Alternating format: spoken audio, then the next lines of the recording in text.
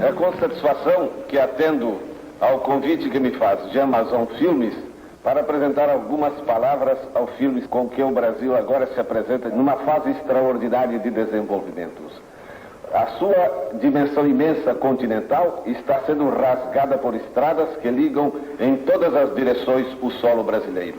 As indústrias desenvolvem-se com uma rapidez extraordinária. A indústria siderúrgica, a indústria de automóveis e agora um movimento pioneiro que abala toda a nação, leva para o coração do Brasil um centro de cultura e de civilização que será amanhã a nova capital do Brasil, Brasília. Brasília vai incorporar ao território brasileiro mais de 6 milhões de quilômetros quadrados. Vamos construir uma nova nação dentro de nossas próprias fronteiras.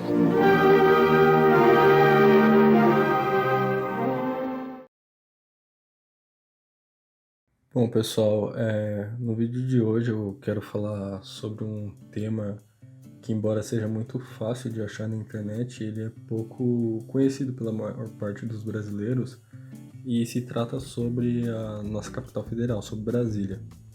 Já adianto que não é sobre política, embora toda vez que Brasília aparece na mídia ou qualquer meio de comunicação, é sempre referente à política, ao cenário político. E isso eu vejo que é até uma barreira para a gente conhecer um pouco mais sobre essa cidade. A gente acaba esquecendo, na maior parte das vezes, que lá é uma cidade como as outras, né? Claro que tem ali tem a questão de ser a capital federal e tal, mas é uma cidade com história, embora seja uma cidade muito recente, né? Eu vou falar disso daqui a pouco, mas é uma cidade que também tem uma dinâmica histórica que precisa ser estudada, que precisa ser conhecida como as outras capitais ou outras cidades importantes do Brasil, né? Que cumprem um papel histórico para o Brasil. E é curioso da gente pensar que exatamente a nossa capital federal, a maior parte dos brasileiros conhece muito pouco sobre ela. Então, a ideia desse vídeo é tentar trazer uma visão um pouco diferente, sair daquele automático de falou de Brasília, então é política, tá? Aqui eu quero apresentar uma versão da história de Brasília que eu não estou colocando como uma verdade absoluta, mas é um lado interessante de se conhecer sobre a cidade, que tem muita coisa interessante, sim. Bom, Brasília, como a maior parte das pessoas sabem, é uma cidade planejada, ela não surgiu de maneira espontânea, naturalmente. Não que as outras cidades tenham surgido assim do nada, mas a formação dela é de maneira bem planejada, diferentemente de outras cidades importantes do Brasil, como Salvador, como São Paulo, como Rio de Janeiro, as capitais do Sul, as capitais do Nordeste, do Norte. Ela é uma cidade planejada. Se eu não me engano, talvez esteja errado, mas Macapá talvez seja planejada também, deve ter alguma outra capital, não vou recordar aqui direito agora, mas Brasília ela é uma cidade planejada, certo? O plano urbanístico dela, tudo ali foi planejado antes. Só que a ideia de construir Brasília, ela não é recente, não surgiu ali no século XX, vem ali desde o século XVIII, ainda no período do Império. Então lá no Império, né, na época a capital do Brasil era o Rio de Janeiro, né, era a capital, na verdade, de todo o Império Português, depois com a independência ficou como a capital do Império Brasileiro. Já tinha isso em mente de interiorizar a capital, levar a capital mais para o interior do Brasil, mais para o centro do Brasil, né, afastado da costa, né, da costa atlântica para evitar também possíveis ataques marítimos, então, e também pela questão de ocupar o espaço demográfico vazio que a gente tinha ainda bem forte no interior do Brasil, né? Aquela questão de soberania nacional, então ocupar o espaço para não perder. Então, enfatizando, embora a capital ela seja muito recente, a construção dela, o plano de construir uma cidade, uma capital no centro do país, ele é antigo. E até a construção de Brasília a gente vê várias figuras importantes durante o Império e depois durante o período republicano defendendo essa ideia, né, de colocar essa ideia em prática, de construir uma capital mais ao centro do país, né, no interior do país. Então a gente já vai ter ali nos anos de 1700 e pouco, o Marquês de Pombal, né, que era o primeiro-ministro português na época. A gente vai ter também o jornalista Hipólito José da Costa, que é o fundador do Correio Brasiliense, que é o primeiro jornal, né, no Brasil. E a gente vai ter também até o José Bonifácio, que é o patriarca da independência, né, como ele é conhecido popularmente, que, por sinal, vai ser a pessoa que vai se referir a Brasília pelo nome de Brasília, né? E é por causa desse apelo de cada vez mais figuras defendendo essa ideia que na primeira Constituição brasileira, né, Constituição Republicana de 1891, já tinha um dispositivo lá que previa a mudança da capital federal do Rio de Janeiro para o centro do país. E esse dispositivo que tinha ali na Constituição, ele passava como pertencente à União uma zona de 14.400 km² no Planalto Central para se construir essa cidade. E um fato curioso que ocorre na mesma época é referente ao padre São João Bosco, né, que depois ele é canonizado e se torna um santo, onde ele teve um sonho prevendo a construção de uma cidade muito próspera, o surgimento de uma cidade muito próspera à beira de um lago, que no caso provavelmente é o Lago Artificial de Paranoá, né, ali entre os paralelos 15 e 20, né, do hemisfério sul, que é onde exatamente está a capital Brasília. Então aí também precisa ver se as pessoas que posteriormente tocaram o projeto não tinham conhecimento também desse sonho, né, desse suposto sonho, e não meio que juntou as coisas ali para criar algo místico em cima. Mas é a história que conta. Mas essa história do São João Bosco é tão impactante que depois da construção da cidade ele se torna o padroeiro, né? São João Bosco é o padroeiro da cidade de Brasília, né, da capital federal. E ali, logo ali nesse período que eu falei de 1891, já é nomeada uma comissão de exploração, né, para explorar lá o Planalto Central, para ter uma noção melhor sobre o local, né, onde vai ser construída a capital. E é escolhido para liderar essa comissão o astrônomo Luiz Cruz. Ele convida médicos, geólogos, botânicos para fazer um estudo, né, todo um levantamento necessário para facilitar a construção da nova capital. E aí ele traça ali a área onde planeja se construir Brasília, e essa área ganha o nome de Quadrilátero Cruz, que é apresentado em 1894, né, 3 anos depois, por governo republicano que estava ali no comando na época. E nessa época o nome, né, de Brasília, como eu tinha falado, José Bonifácio refere-se a Brasília, a palavra Brasília, né, o primeiro a chamar o local de Brasília, porém nessa época ali de 91, 94, 1894, a ideia de nome era para se chamar Vera Cruz, né? Então a gente teria uma capital chamada Vera Cruz, até ali uma homenagem ao primeiro nome, né, do Brasil. Só que depois, posteriormente, então adotam esse nome que José Bonifácio tinha falado, que é Brasília. Bom, só que embora aconteça os estudos ali, de início o projeto ele não sai do papel, só vai acontecer na década de 60, né, ali na década de 50, 60, durante o governo do JK, né, do Juscelino Kubitschek. E aqui eu vou falar um pouco sobre o JK, vou falar um pouco sobre alguns envolvidos no planejamento, na construção da cidade. Então o primeiro é o Juscelino, né, o Juscelino Kubitschek. Ele era mineiro, né, de Diamantina. Foi um médico, oficial da Polícia Militar e político. Ele foi o 21º presidente do Brasil entre o período de 56 até 61. E ele tinha como foco muito a questão do desenvolvimento, né, do desenvolvimento brasileiro, e ele acreditava que a construção de Brasília poderia simbolizar esse desenvolvimento que ele tanto falava nas suas campanhas. Então foi uma promessa de campanha dele que muitos desacreditaram, até porque Brasília foi construído num período de 4 anos, um tempo muito curto para se construir uma cidade.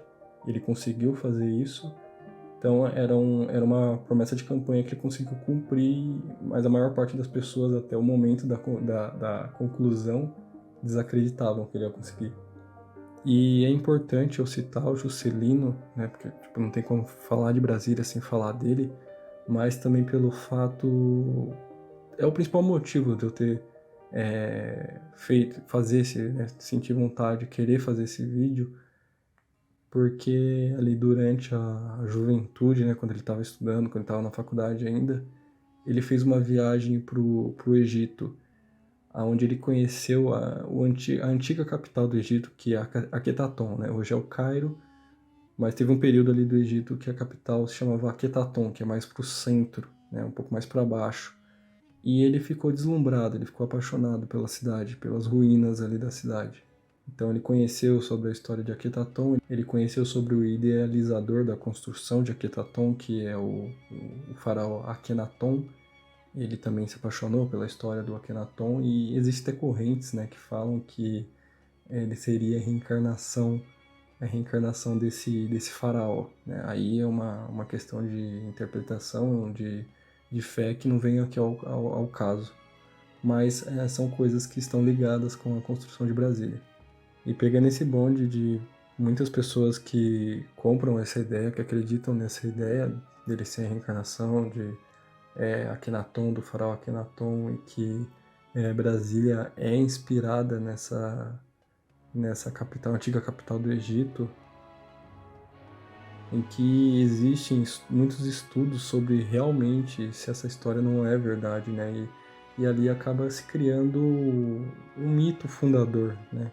O que é um mito fundador? Um mito fundador é basicamente eu explicar a fundação de um país, a fundação de uma cidade, de um estado, de uma maneira mais alegórica, de uma maneira mística, de uma maneira apoteótica, deixando um pouco a razão de lado. Então, tipo, eu não estou construindo essa cidade por questões administrativas, não, tem algo simbólico por trás. Então toda essa história que envolve o Juscelino com a viagem dele para o Egito, a fascinação dele pelo faraó Akhenaton e pela cidade, né, pelas ruínas de Aquetaton, acaba criando comparações, né, das duas cidades e gerando ali um mito de fundação, né, parecido com o que tem lá em Roma, né, acho que é o caso mais famoso, né, da história ali da loba, do Rômulo e de Remo, que é um assunto que eu quero falar mais pra frente. E quais são os outros envolvidos nessa história?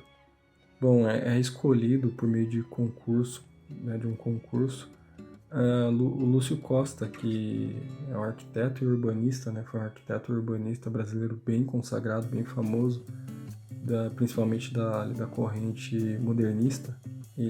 O projeto dele é escolhido para ser o plano urbanístico da cidade de Brasília.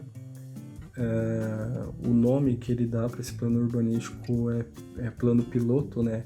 Então, quando a gente vê a capital do Brasil do alto, dizem que tem um formato de um avião, né? Você vê assim, parece realmente o formato de um avião. O Lúcio Costa, ele rechaça, ele não gostava que falassem que Brasília tinha um formato de avião. Em entrevista ele falou que, na verdade, Brasília, para ele, né, tinha um formato de uma borboleta, mas realmente parece um avião do alto. E associam esse formato com o nome que ele deu, né, o plano piloto, embora plano piloto não esteja relacionado exatamente a avião, né. Quem passou essa ideia para ele nomear ali como plano piloto foi um colega francês, que é referência também da arquitetura moderna, que é o Le Corbusier.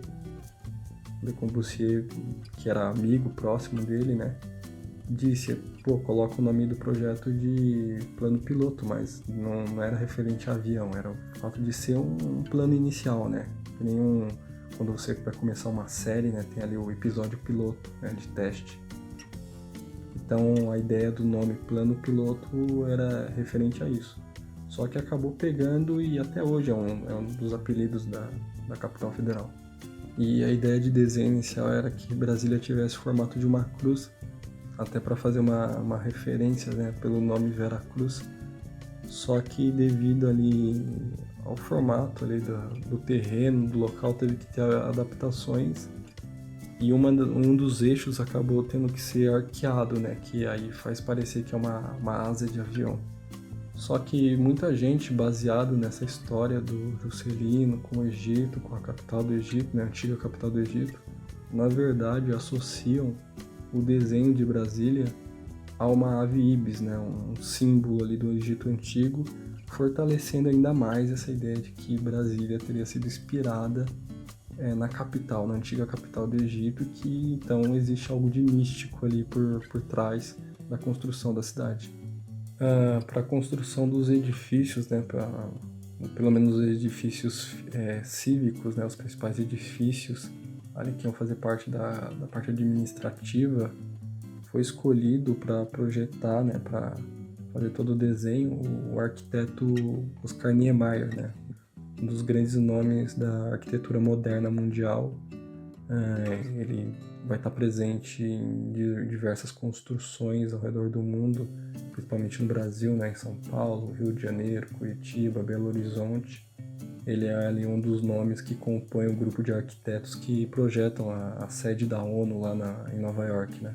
E ainda em cima dessa história do Egito, né, da antiga capital do Egito, muito desses edifícios então começam a sofrer comparações com edifícios, com construções que existiam ali na capital egípcia, né, de Akhetaton, o que fortalece ainda mais a suposta história de que Brasília tenha sido construída por razões místicas, que tem alguma história oculta por trás dela.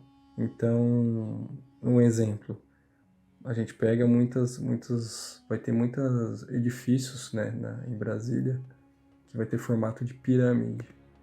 Um exemplo, o Teatro Nacional, né, que associa uma grande pirâmide do Egito, é uma pirâmide bem grande, que ela não tem o topo, né, no caso, não tem a ponta, né, no caso, o Teatro Nacional.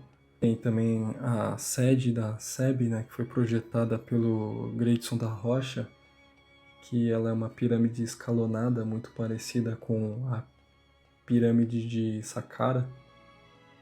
E tem um fato curioso porque a pirâmide de Saqqara ela está ligada a questões energéticas, né, de atrair a energia do cosmos, né, do Sol para a Terra, para o local. E a SEB, que é a Companhia Energética de Brasília, também tem essa função, meio que está relacionada ali a questões energéticas, né, como o nome diz. Então fortalece ainda mais as comparações. Outro exemplo de construção que é associado à antiga capital do Egito e com esse lado místico é o Congresso Nacional, né? Então o Congresso Nacional ele tem ali as duas conchas, né, uma para baixo, outra para cima, que segundo as pessoas que defendem essa ideia, no caso seria a concha que está para baixo, está puxando energia infraterrestre, e a concha que está para cima está puxando a energia do cosmos. E tem ali as duas torres, né, que formam um H, aonde tem um vão, né, e esse vão, né, segundo as pessoas que defendem essa ideia, exerce a mesma função que, por exemplo, o monumento de Stonehenge, né, da questão de marcar o solstício de inverno e de verão. E aí vai ter locais que vai fazer a pessoa ter certeza absoluta que Brasília é inspirada na antiga capital egípcia, como é o caso do Templo da Boa Vontade, que ele tem um formato de uma pirâmide, a entrada é subterrânea, como a maior parte das pirâmides, e como não bastasse, quando você entra, né, lá dentro vai ter uma sala que ela é egípcia, uma sala toda decorada com desenhos, né, do Egito ali, referente à cultura egípcia, né, chamada sala egípcia. Então, que acaba reforçando ainda mais essa tese, né, de quem defende essa tese. E aí vai outras características que vai associando cada vez mais o formato das ruas, a posição de praças, a ermida de São João Bosco, né, onde está ali a estátua de São João Bosco também em formato piramidal, a Catedral de Brasília, que ela em tese, né, tem um formato um pouco parecido com o piramidal, embora ela é circular, mas ela tem um padrão bem diferente de outras capitais. O fato também dela ser toda de vidro, né, agora os vidros são coloridos, mas no início eram vidros ali só transparente mesmo, e a entrada da luz solar era muito forte. E aí associa novamente com o faraó Akhetaton, porque a pirâmide, né, o local onde ele tá, onde ele foi levado, né, depois de morto, também tinha ali uma pirâmide que dizem que ela era aberta porque ele era adorador, né, do deus Sol, então ele queria que entrasse energia solar. Então, os defensores, né, dessa ideia defendem que o conceito ali da construção da Catedral de Brasília, né, que é um local santo, é baseado nisso também, da energia solar, né, é uma referência ao Deus Sol e, consequentemente, uma referência ao faraó Akhenaton, né. Então, a ideia do vídeo era esse, trazer um pouco mais de informação sobre a nossa capital federal, né, desviar um pouco a atenção ali do lado político e mostrar que é uma cidade interessante, sim, que tem um lado cultural, que tem até um lado místico, que pouca gente tem acesso, conhecimento. É uma maneira de despertar o interesse, né, das pessoas pesquisarem. Tem muito mais informações sobre isso, mas eu não quero alongar tanto. Mas eu deixo aqui um aperitivo, né? E quem tiver interesse de conhecer um pouco mais, tem muito assunto na internet sobre isso.